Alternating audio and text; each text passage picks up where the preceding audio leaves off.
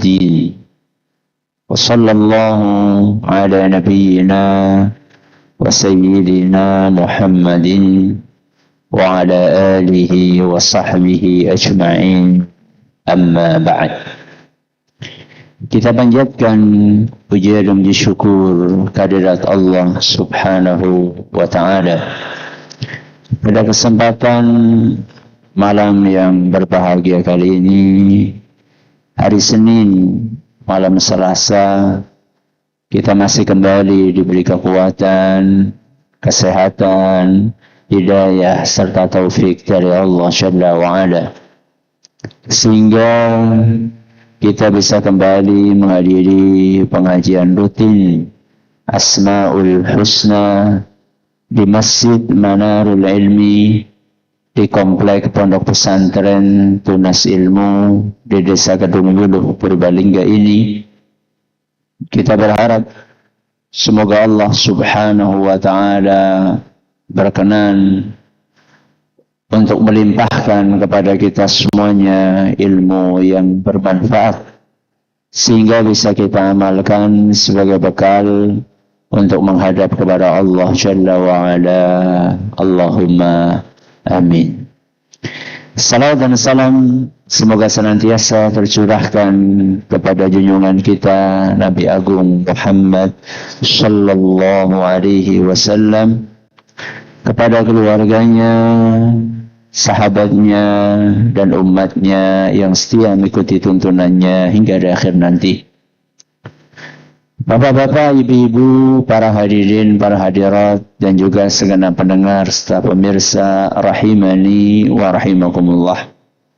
Alhamdulillah, pada pertemuan yang lalu kita telah menyelesaikan pembahasan tentang nama Allah Azza wa Jalla Ar-Rafiq.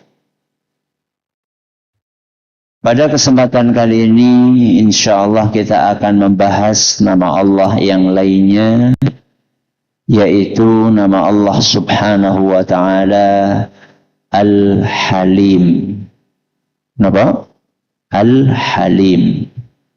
Jadi kalau punya anak, namanya sinten? Abdul Halim. Mari kita lihat apa yang disampaikan oleh penulis di halaman 127. Fadhal. Bismillahirrahmanirrahim.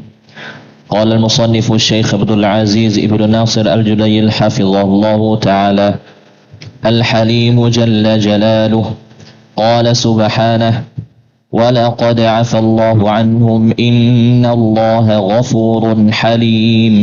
Seperti biasanya, kita akan mengawali pembahasan mengenai nama Allah ini dengan menyebutkan dalil yang dijadikan sebagai landasan penamaan Allah Subhanahu wa Ta'ala dengan nama yang mulia ini.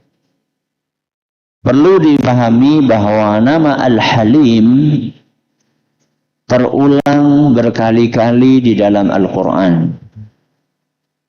Sebagian ulama mengatakan terulang 11 kali. Berapa kali? 11 kali. Ayat yang dibawakan di sini adalah surat Ali Imran ayat 155.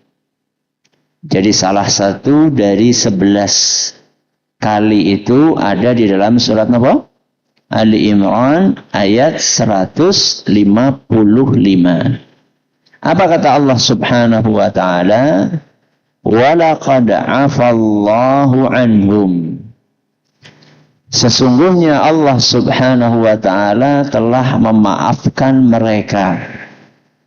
Innallaha Ghafurun Halim. Sesungguhnya Allah itu Ghafur sama apa? Halim. Ghafur itu maha pengampun. Halim, ini yang akan kita bahas hari ini. Terjemahannya kira-kira adalah maha penyantun. Apa? Maha penyantun. Dalam bahasa Indonesia penyantun itu diambil dari kata apa? Santun. Ya, diambil dari kata santun. Santun itu artinya adalah sabar dan tenang. Ya.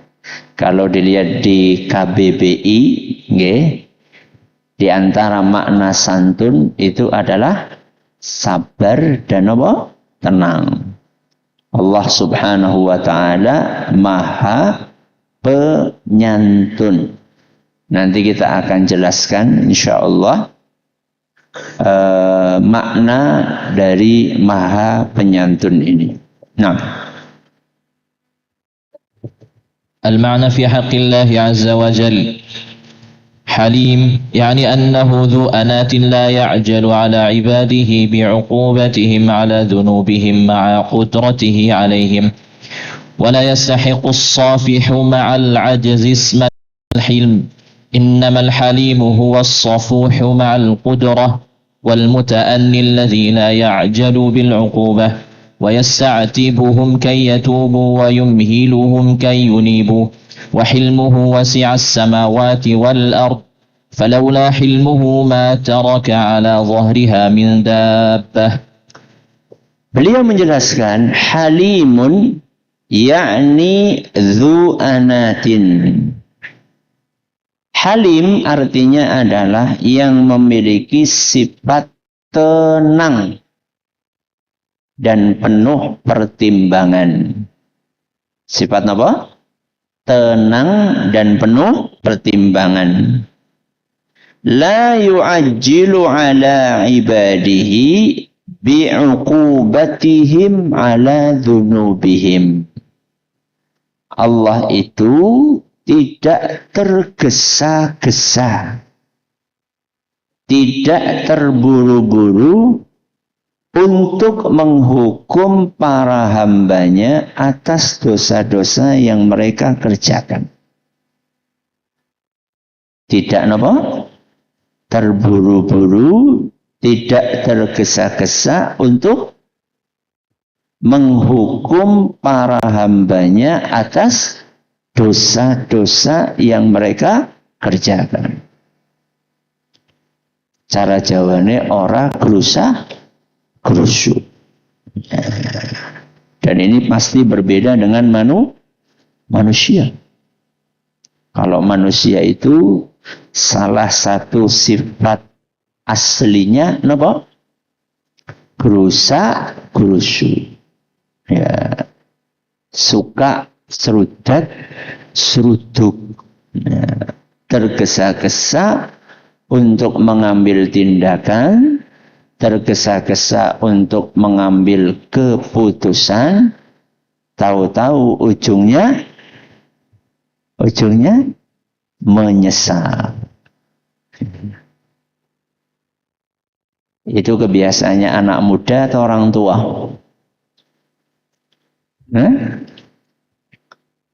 Sing tua besok kayak gue, apa maning sing enom. Ya. Subhanallah. Betapa banyak orang tua yang tidak sabar menghadapi anaknya. Betapa banyak suami yang tidak sabar menghadapi apa? Istrinya. Tergesa-gesa untuk mendoakan keburukan. Suami atau orang tua mendoakan keburukan untuk siapa? Anaknya. Atau suami tergesa-gesa untuk menceraikan istri.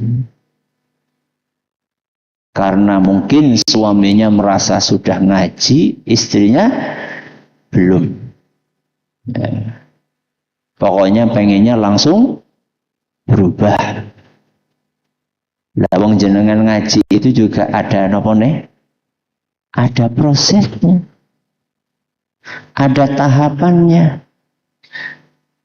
Kenapa jenengan boleh melewati tahapan terus istri jenengan tidak boleh melewati tahapan. Kok ndak adil? Itu namanya standar apa? Standar ganda. Ya.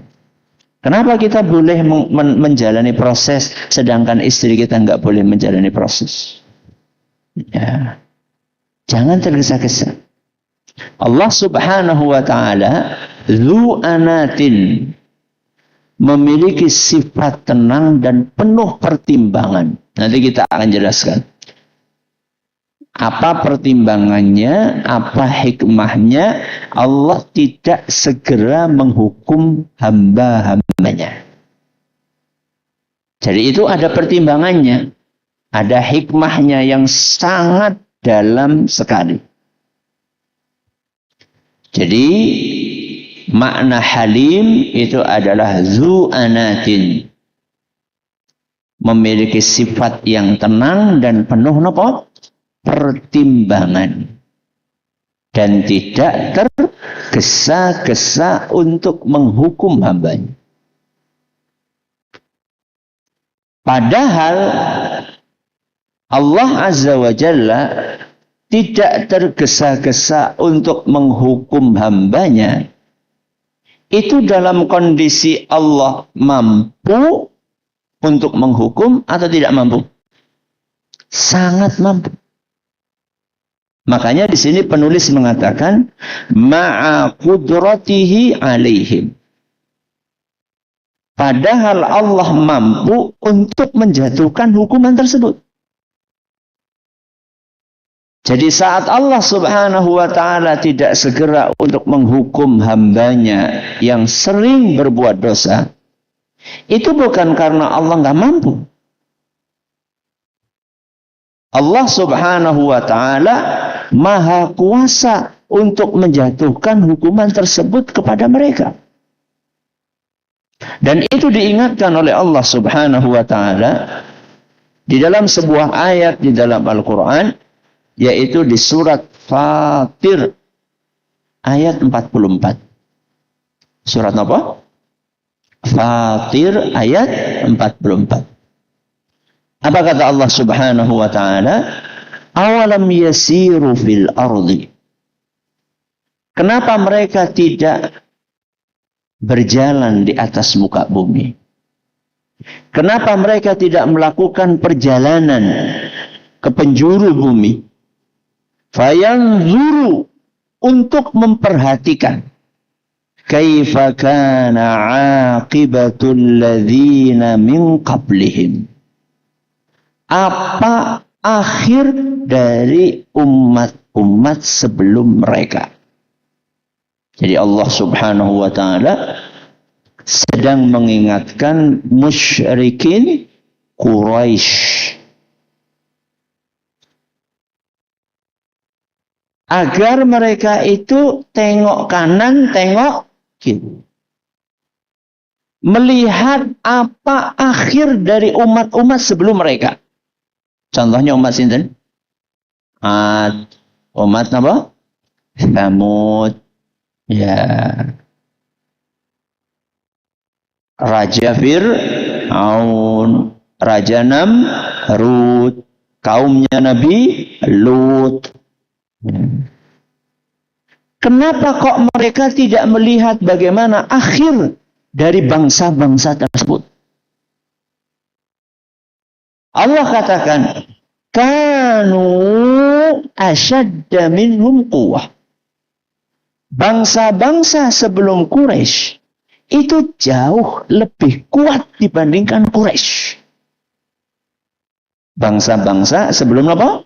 Quraisy jauh lebih kuat, lebih perkasa, lebih hebat. Ad, Samud, Fir'aun dibandingkan sinten? Dibandingkan kafir Quraisy. Kafir Quraisy tidak ada apa-apanya. Dari segala sisinya. Dari kekuatan apa? Fisiknya. Dari panjang umurnya. Dari luas kekuasaannya. Dari kemajuan teknologinya. Diukur dari semua aspek, musyrikin Quraisy kalah. Dibandingkan Ad, Tsamud, Fir'aun, Saba, nggak ada apa-apa. Kekuatan fisiknya. Musyrikin Quraisy dibandingkan Ad, Tsamud, yang mereka jago apa? Memahat gunung. Coba jenengan bayangkan, memahat apa? Gunung. Dan gunungnya bukan gunung lempung. Nah, bukan gunung tanah liat, tapi gunung batu. Coba jangan bayangkan. Gunung batu dipahat. Berarti tatae kayak apa? Palune kayak apa? Dure sepira. Tatah yang dipakai sebesar apa? Palunya sebesar apa? Orangnya setinggi apa? Dan sudah ribuan tahun sampai sekarang. Masih banyak yang utuh bangunan itu. Secara fisik jauh lebih nopo kuat. Secara umur jauh lebih panjang. Musyrikin Quraisy seperti umur-umur kita. 60, berapa? 70. Mereka ratusan, ribuan tahun. Kaumnya Nabi Nuh sendiri berdakwah 950 tahun. Itu masa dakwahnya. Umurnya wallahu a'lam. Jadi orang-orang sebelum musyrikin Quraisy jauh lebih hebat. Dari sisi kekuatan fisiknya, dari sisi panjang apa? Umurnya. Dari sisi keluasan kekuasaannya. Fir'aun dibandingkan musyrikin Quraisy jauh lebih hebat Fir'aun. Kekuasaannya luas, seluas-luasnya. Musyrikin Quraisy paling cuma apa? Ya paling cuma kota Mekah. Ya. Dan itu bukan kekaisaran. Ya, bukan kerajaan. Musyrikin Quraisy itu cuma persatuan suku-suku. Dan dari sisi militer, hebat mana? Ya jauh banget lah. Ya. Musyrikin Quraisy paling perang lawan suku gitu ya. Tapi bangsa Romawi, bangsa Persia, kemudian bangsa Mesir, ya, bangsa atau negeri Sabak, itu dahsyat kekuatan mereka. Ya. Dari sisi keluasan kekuasaan. Dari sisi kelebihan teknologi, itu juga nggak ada apa-apa. Musyrikin Quraisy itu teknologinya sangat sederhana. Sedangkan orang-orang Mesir sudah bisa bikin apa? Piramid. Sampai sekarang para arsitek itu masih bingung gimana cara bikinnya apa? Piramid. Batunya gede-gede. Presisi, ngaturnya gimana, mindahkannya gimana. Apa kira-kira kok? Tenaga dalam, otot kawat, balung tok. Sampai sekarang mereka tuh mikir, ini caranya gimana? Dan itu sudah ratusan atau ribuan tahun bertahan.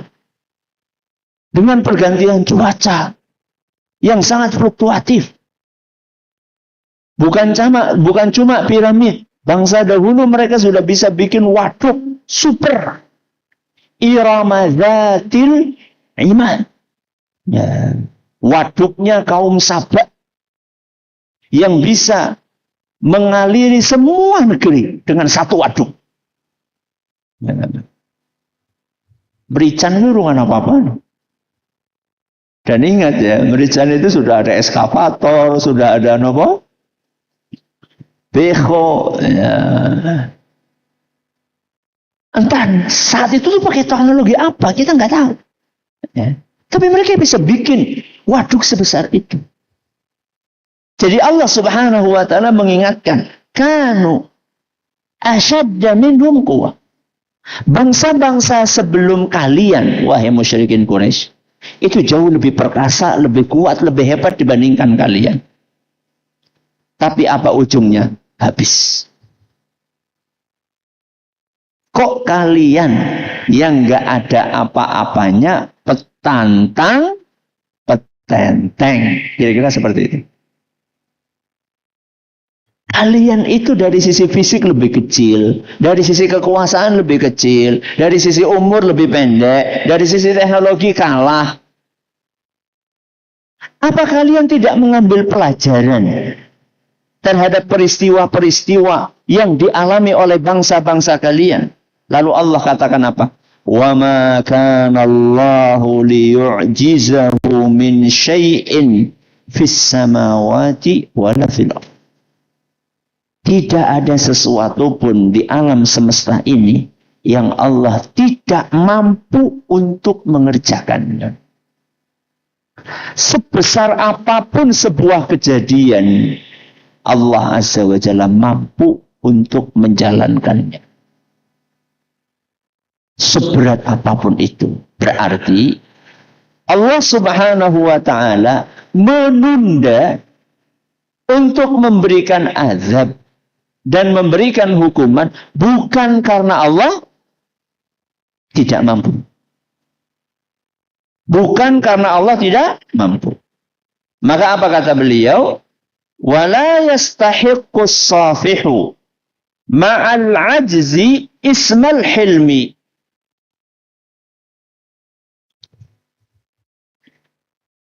Sosok yang nggak bisa balas itu tidak layak dikatakan santun. Ya, jenengan ditantang kelahi sama preman, dan premannya jauh lebih besar, jago silat, jenengan kerempeng, nggak bisa silat, sabuk sih biasa dipakai, nggak ada sabuk belas putih pun enggak. Kemudian jenengan katakan, oh saya orangnya sabar, saya orangnya penyantun. Cocok seperti itu. Jenengan akan dikatakan penyantun kalau jenengan lebih nopo, lebih kuat, sabuknya sabuk hitam, premannya preman kerempeng, nantang jenengan gelut. Kemudian jenengan mungkin cara dewek ya ora level gitu. Padahal kalau jenengan kelahi sama dia, kemungkinan besar kalah. Itu ilustrasinya seperti itu. Jadi Allah Subhanahu wa Ta'ala tidak menghukum para pendosa bukan karena Allah tidak mampu, bukan. Ya. Tapi karena kesantunan Allah Subhanahu wa Ta'ala. Innamal halimu huwas safuhu ma'al qudrah. Halim itu artinya adalah yang menyantuni hambanya, yang memaafkan hambanya, yang menunda hukuman bagi hambanya, padahal dia mampu untuk memberikan hukuman tersebut. Itulah yang namanya halim. Oke, timbul pertanyaan yang tadi sudah saya sampaikan di awal. Kalau memang Allah Subhanahu wa Ta'ala mampu untuk menjatuhkan hukuman kepada para pendosa, kenapa Allah tidak segera jatuhkan hukuman? Jawabannya berikut ini. Wal muta'anni alladzi la ya'jalu bil muqubah. Sosok yang tenang, yang sabar, yang penuh pertimbangan, tidak segera menjatuhkan hukuman, wa yasta'tibuhum kayyatubu. Tujuannya adalah memberikan kesempatan untuk taubat. Wa yumhiluhum kayyunibu. dan menunda supaya dia kembali kepada sinten? Allah.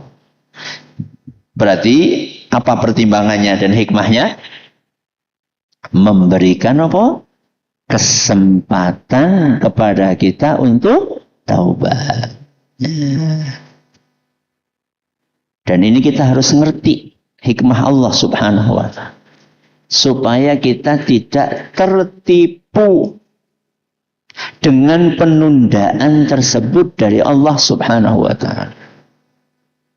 Jadi ketika Allah Azza wa Jalla tidak segera memberikan hukuman, itu artinya Allah memberikan kesempatan kepada kita. Bahkan ada sebagian orang dikasih kesempatan sampai detik-detik terakhir menjelang kematian. Dalam sebuah hadis yang diriwayatkan oleh Imam Al-Bukhari, Rasulullah sallallahu alaihi wasallam bersabda, "A'dzarallahu ila imri'in akhara ajalahu hatta balagha 60 sanah." Kalau orang sudah sampai umur 60 tahun. Pinten? 60 tahun. Berarti Allah Subhanahu wa ta'ala sudah memberikan kesempatan yang seluas-luasnya. Kalau sampai umur 60 tahun nggak tobat juga, dia sudah nggak punya alasan di hadapan Allah. Sudah sampai umur berapa? 60. Jangan pinten? Nah, 70. Masya Allah. Berarti sudah lebih. Alhamdulillah Ustaz. Aku nembe 59. Lumayan, masih setahun. Bukan seperti itu. Jadi saking sayangnya Allah. Bahkan dikasih kesempatan untuk kita. Umurnya, umatnya Nabi Muhammad yang umurnya antara berapa? 60 sampai 70 tahun. Kata Nabi SAW, Allah kasih kesempatan sampai umur 60 tahun. Kalau mungkin masih 20 tahun, 30 tahun, dia masih maju, mundur, jatuh, bangun, wajar. Ya, karena belum matang. 60 tahun gue matang banget. Jangan wis meh bosok gitu. Jadi orang 40 tahun itu kan usia kematangan ya. Makanya Nabi kita Muhammad SAW diangkat menjadi Rasul usia berapa? 40 tahun. Itu matang-matangnya usia. Dan biasanya semakin tambah umur, itu biasanya semakin tambah ilmu, semakin tambah sabar, semakin tambah bijaksana, semakin banyak pengalamannya. Kok sudah seperti itu belum mau sholat? Sudah nggak punya alasan nanti di hadapan Allah. Na'udzubillahimin. Jadi ketika Allah Subhanahu wa ta'ala memberikan kesempatan kepada hambanya, itu bukan berarti kesempatan itu disia-siakan. Yang saya katakan tadi, jangan tertipu dengan kesempatan yang diberikan oleh Allah Subhanahu wa ta'ala. Seharusnya ketika kita dikasih kesempatan, kita manfaatkan sebaik mungkin. Orang sudah 60 tahun dan hidupnya di negeri Islam. Ya. Kanan kirinya apa? Masjid, musola. Setiap hari mendengar suara azan. Apalagi di zaman kita ini sarana untuk belajar sangat mudah sekali. Masing-masing orang hari ini punya sarana untuk belajar. Di mananya? Di tangannya, di sakunya. Kenapa? HP. Kalau mungkin orang tinggal di mana? Tengah hutan. Nggak ada sinyal. Ya. Mungkin nggak pernah dengar tentang Islam. Mungkin akan masih ada dispensasi buat orang yang seperti itu. Tapi orang ini hidup di perkampungan kaum muslimin. Di tangannya ada HP. Dengan HP itu dia bisa membuka pengajian. Bisa membuka tausiah. Bisa membaca ayat-ayat Allah. Membaca hadis-hadis Rasul Sallallahu Alaihi Wasallam. Kok sampai umur 60 tahun belum tergerak untuk menunaikan salat, untuk ngaji, untuk menutup aurat. Bayangkan jenengan, umur 60 tahun. Esi kulit dandan pupurai sesenti. Bayangkan. Kulit livenan kandele pol. Rambutnya kan wis entong kan ya umur segitu. Terus pakai nopo? Pakai apa ya? Wig. Apa sanggul? Ya. Subhanallah. Sudah keriput. Giginya sudah palsu semua. Ya. Penglihatannya sudah rabun, pendengarannya sudah berkurang jauh. Belum tergerak untuk menutup aurat. Belum tergerak untuk sholat. Belum tergerak untuk ngaji. Ya. Nah, terus Allah Subhanahu wa Ta'ala memberikan kesempatan sekian puluh tahun untuk apa? Kok tidak dimanfaatkan? Ya. Jadi bukan berarti ketika Allah itu menunda, itu akan ditunda terus. Enggak. Ya. Ada batasnya.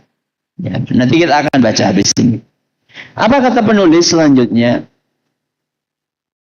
Wa ma fi khalqihi minal hikmah. Ya. Maaf, salah.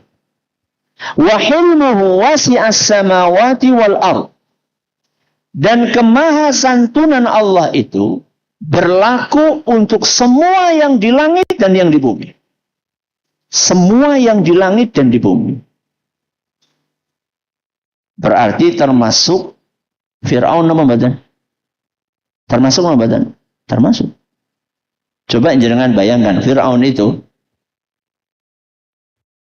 kejahatannya itu sampai mengaku Tuhan.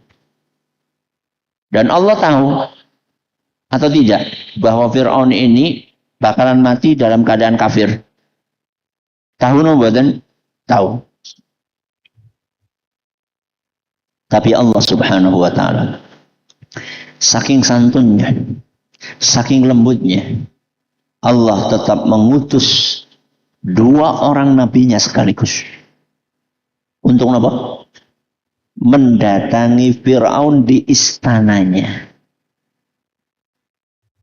dan menyampaikan nasihat kepada Fir'aun, dan caranya dengan penuh kelembutan. Kurang apa coba? Apa kata Allah Subhanahu wa Ta'ala dalam surat Toha? Surat apa? Toha. Ayat 43 sampai 44.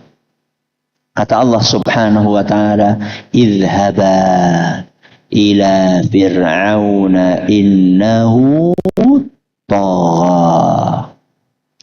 Pergilah kalian berdua. Sinten? Nabi Musa, Nabi Harun. Pergilah kalian berdua ila Fir'aun, ke istananya Fir'aun. Jadi bukan Fir'aun diundang hadir pengajian, suruh menghadiri tablik akbar, bukan. Tapi Allah mengutus Nabi, bukan dai, Nabi. Di atas levelnya dai. Dan enggak cuma 1, 2. Idhhaba ila Fir'aun innahu tagha. Kata Allah Subhanahu wa Ta'ala, sungguh Fir'aun sudah melampaui batas. Wis kebangetan kira-kira gitu. Jahatnya sudah melampaui batas. Biasanya kalau kita menghadapi manusia yang jahatnya sudah melampaui batas, kita menghadapinya dengan kasar nopo lembut? Kasar. Tambah jahat tambah nopo? Kasar. Tapi lihat ayat berikutnya. Faqula lahu qawlan layyina. sampaikan nasihat kepada Fir'aun dengan penuh kelembutan. Allah itu santun. Allah itu maha santun. Allah itu maha lembut. Allah itu maha halus. Menghadapi Fir'aun pun yang sudah jelas-jelas bakal mati di atas kekafiran, Allah tetap memerintahkan kepada Nabi Musa dan Nabi Harun untuk menasehatinya secara lembut. Apa kira-kira anaknya jenengan lebih jahat kang Fir'aun? Kok kita nggak bisa lembut sama anak kita? Apa kira-kira istri kita lebih jahat dibandingkan Fir'aun sehingga kita tidak sabar untuk menghadapi istri kita? Ya tapi kan urung ngaji. Urung ngaji kue muslimah apa udu? Fir'aun itu kafir. Istri kita ini masih beragama Islam. Membandingkan antara istri kita dengan Fir'aun itu enggak apple to apple. Enggak nomor? Enggak sebanding. Kalau Nabi Musa dan Nabi Harun menghadapi Fir'aun dengan kelembutan, kenapa kita tidak menghadapi istri kita dengan kelembutan? Kenapa kita tidak menghadapi anak kita dengan kelembutan? Ya. Kenapa kita tidak menghadapi santri kita dengan kelembutan? Ya. Kenapa kita tidak menghadapi murid kita, tetangga kita, teman kita dengan kelembutan? Ya. Terus terakhir kata penulis di sini, falaula hilmuhu ma taraka ala dhahriha min dabbah. Seandainya Allah itu tidak maha santun, tidak akan tersisa manusia di muka bumi. Karena semuanya sudah diapakan? Diazab habis. Karena rata-rata manusia di muka bumi banyak dosa. Termasuk kita. Termasuk kita. Termasuk. Kalau kalian jenengan hari ini sudah berapa dosa?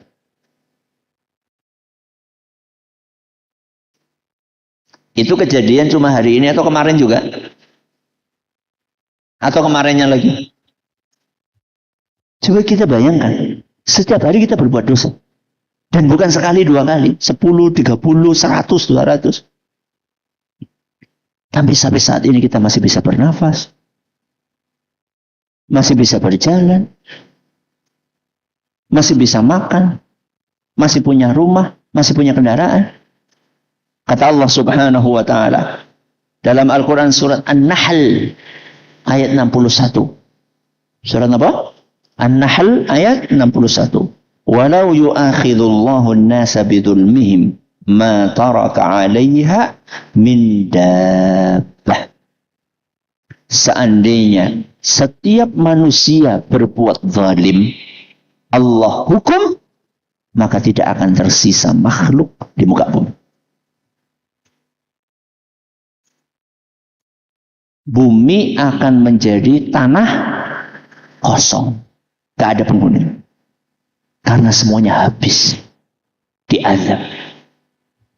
Nah terus kenapa tidak diazab? Atau belum diazab? Jawabannya. Walakin yuakhiruhum ila ajalim musamma. Akan tetapi ditunda. Sampai waktu yang sudah ditetapkan oleh Allah. Kapan? Enggak tahu. Maka jangan menunda-nunda taubat. Kenapa? Wa fa idza jaa ajaluhum la yastakhiruna sa'atan wa la yastaqdim. Kalau sudah datang waktunya kita mati. Tidak akan pernah bisa diajukan ataupun diundur. Jadi jangan mengandalkan penundaan dari Allah. Begitu kita melakukan perbuatan dosa, kok belum dihukum, segera manfaatkan kesempatan itu untuk apa? Untuk bertobat. Untuk memohon ampun. Untuk memperbaiki diri. Kalau terjerumus lagi bagaimana Ustaz? Tobat lagi. Kalau terjerumus lagi, tobat lagi. Sampai kita menghadap kepada Allah Subhanahu wa ta'ala. Ini pembahasan tentang makna Allah Al-Halim. InsyaAllah kita akan lanjutkan pembahasan berikutnya, buah manis mengimani nama Allah Al-Halim, pada pertemuan yang akan datang insyaallah. Terima kasih atas perhatiannya. Mohon atas segala kekurangannya kita akhiri. Subhanakallahumma bihamdika asyhadu an la ilaha illa anta astaghfiruka wa atubu ilaik. Assalamualaikum warahmatullahi wabarakatuh. Anda seorang pelajar